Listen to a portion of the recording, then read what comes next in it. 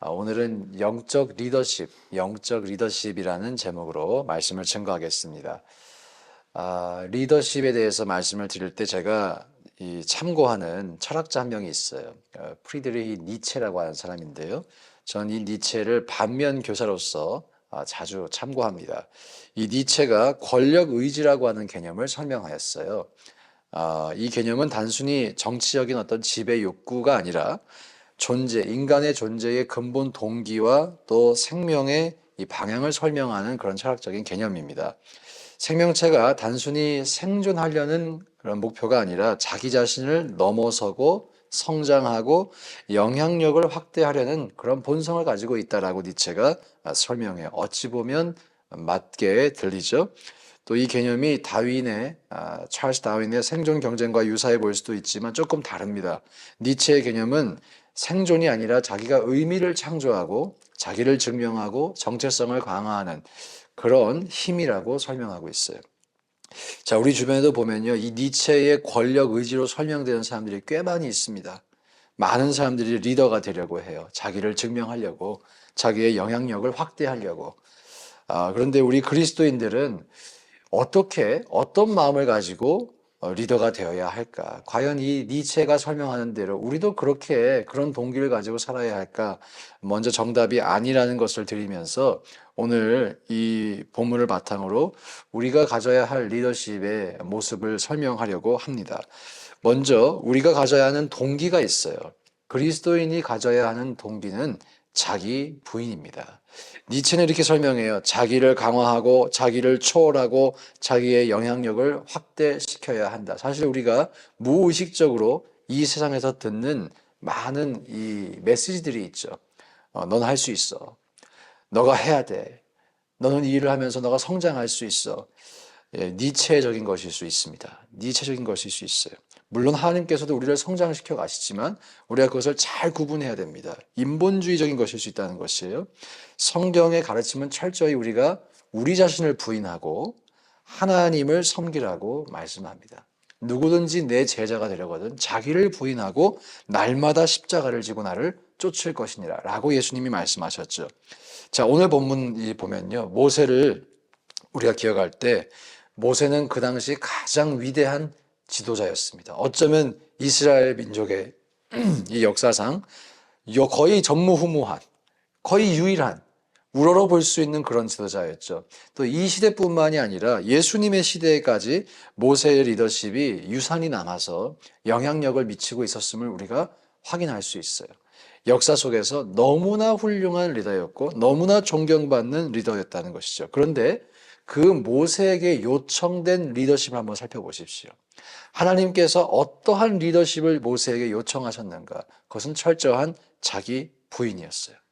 자, 오늘 이 본문에서 모세가 가나안 땅에 들어가지 못하게 되는 이유가 있습니다. 무엇 때문인가요? 무리바 이 사건 때문이죠. 그 죄의 구체적인 내용이 무엇이냐면 민수기 20장 12절에 이렇게 기록되어 있어요. 여호와께서 모세와 아론에게 이르시되 너희가 나를 믿지 아니하고 이스라엘 자손의 목전에서 내 거룩함을 나타내지 아니한 고로, 믿지 않았고 내 거룩함을 나타내지 아니한 고로 가나안에 못 들어갔어요.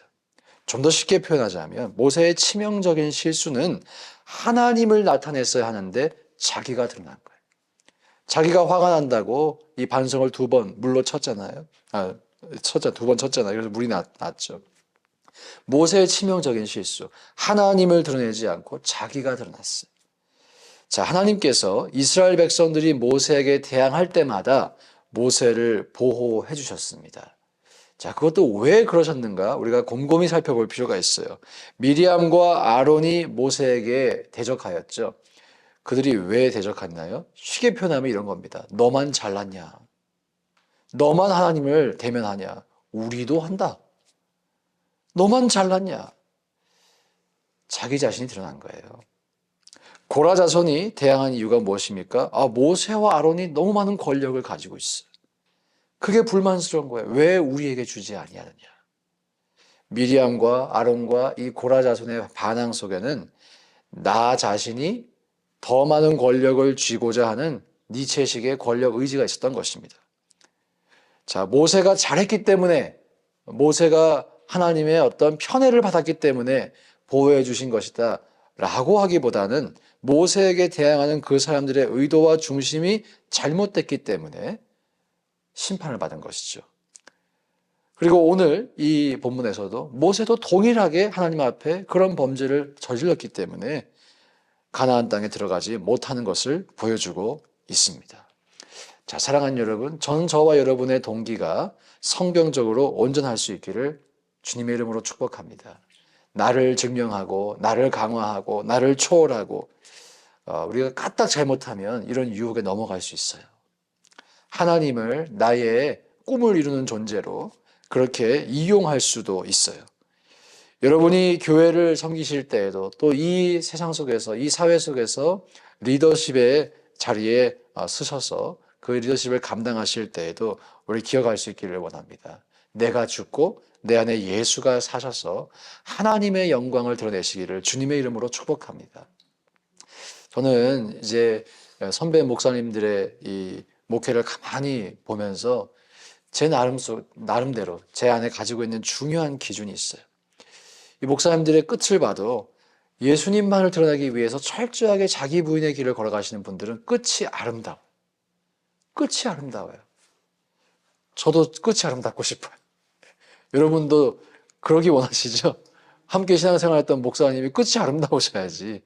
그렇잖아요. 실망하고 시험을 들게 해서는 안 되잖아요. 저 정말 그러고 싶어요.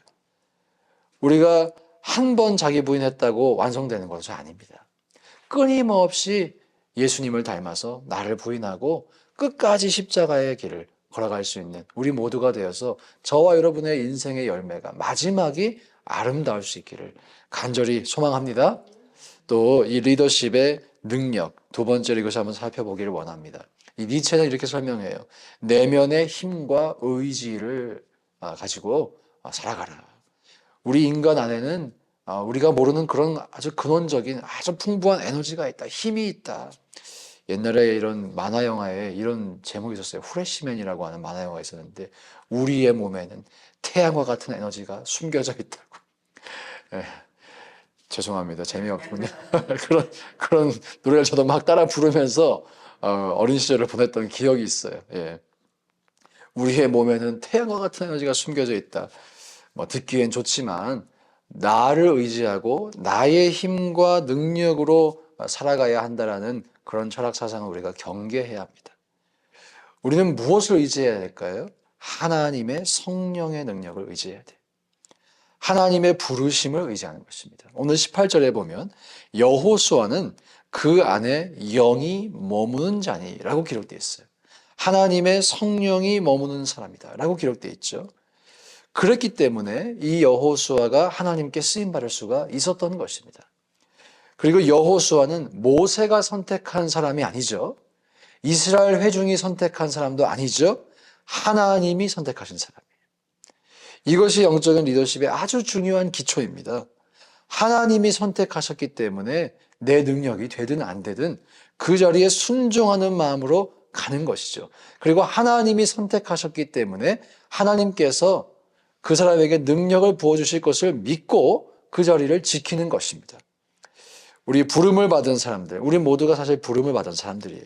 각자의 삶의 자리로, 또 교회의 직분자로. 우리가 부름을 받은 사람들로서 기억할 것이 있어요. 내가 이 자리에 있는 것은 내가 원해서 온 것이 아니라 하나님이 나를 부르셨기 때문이다. 이 사실 기억할 수 있기를 축복합니다. 예, 하나님의 부르심에는 후회하심이 없다. 이런 고백이 있죠. 주님이 우리를 부르실 때 내 부족함 다 알고 부르셨어요. 그리고 그 부족함을 알고 부르셨기 때문에 우리에게 감당할 수 있는 힘과 능력을 또한 주시는 줄 믿습니다. 이것이 리더십의 기초라는 거예요. 전 지금까지 제가 오랜 목회를 해보진 않았지만 교회 안에서도 겸손한 분들이 문제를 일으키는 경우는 거의 없는 것 같아요. 이런 고백하시는 분, 나는 할 수 없지만 하나님이 부족한 나를 통해 하실 줄 믿습니다. 이게 진짜 겸손입니다. 비슷한 말도 있어요. 나는 못합니다. 난 능력이 안 돼요, 목사님. 저는 절대 못합니다. 자, 이게 겸손일까? 한번 생각해 보세요. 하나님이 나를 이 자리에 부르신다 라고 생각할 때 주님이 나에게 능력 주실 것이야 라고 믿는 것이 진짜 겸손인 줄 믿습니다. 그것이 진짜 믿음이죠. 나는 할 수 없지만 해서 끝나지 마시고 그렇기 때문에 하나님이 부족한 나에게 능력 주실 것이다. 여기까지 나아갈 수 있기를 간절히 소망합니다. 그를 통해서 그런 고백을 하는 분들을 통해서 하나님의 영광이 드러나는 것이죠. 우리가 모세가 처음 떨기나무 앞에서 부르심을 받을 때 그 장면을 좀 기억해야 돼요. 그때 모세는 사실 나는 못한다였어요. 나는 못합니다. 내가 어떻게 저 애굽에 가서 저 파라오를 내가 상대합니까? 이 광야에서 무명으로 살아온 내가 뭐라고 저기 가서 그런 역사를 감당합니까? 하나님께서 능력을 주셔서 이제 수많은 일들을, 수많은 이적들을 이제 일으키죠. 그 모세의 모습이 참 그리워요. 그 모세의 모습이 유지됐더라면 어쩌면 모세가 가나안 들어갈 수 있지 않았을까. 그런 상상도 해봅니다. 저와 여러분 끝까지 우리의 이 마음이 변치 않을 수 있기를 소망합니다. 내가 할 수 있다는 생각. 문제가 이거 같아요. 니체식으로. 내가 할 수 있다고 생각하면 사실 그런데 할 수 있는 일도 별로 없어요. 우리 모두는 한계가 분명한 사람이기 때문에 그렇습니다. 그러나 하나님께서 하신다고 믿을 때 진정으로 우리는 우리의 한계를 넘어서서 일하시는 하나님을 경험하게 될 줄로 믿습니다. 저는 저와 여러분이 니체식의 사고를 하면 오히려 위대하게 못 쓰임 받아요. 하나님을 믿고 나에게 능력 주신 자 안에서 내가 모든 일을 할 수 있다. 그 조건절을 붙여야지만 우리가 위대하게 쓰임받을 수 있는 줄 믿습니다. 그렇게 쓰임받으시기를 주의 이름으로 축복합니다. 그리고 우리가 영적인 리더십을 대하는 자세는 순종이에요. 마지막으로 이 순종을 꼭 기억하셔야 돼요. 리더십만큼이나 팔로워십도 중요하죠.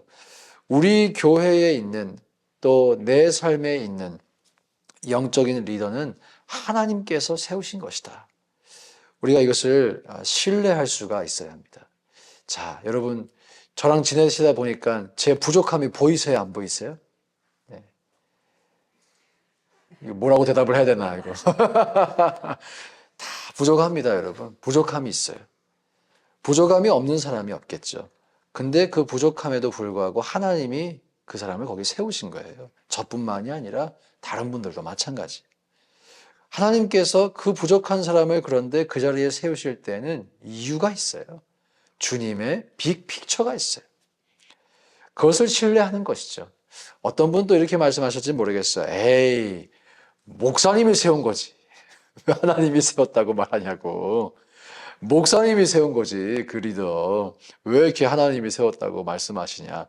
자, 설사 목사가 실수를 해서 세우지 말아야 할 분을 세웠다라고 생각해 봅시다. 여러분, 그래도요, 하나님은 교회를 사랑하세요. 살아서 역사하세요. 얼만큼 사랑하시느냐? 자기 자신을 내어주실 만큼 사랑하셨어요. 그 하나님께서 그럼 세우지 말아야 할 리더가 만약에 세워졌다면 가만히 계시겠습니까? 부적합한 사람이 그 자리에 있다면 어떻게 해서든 주님이 손을 보시겠죠.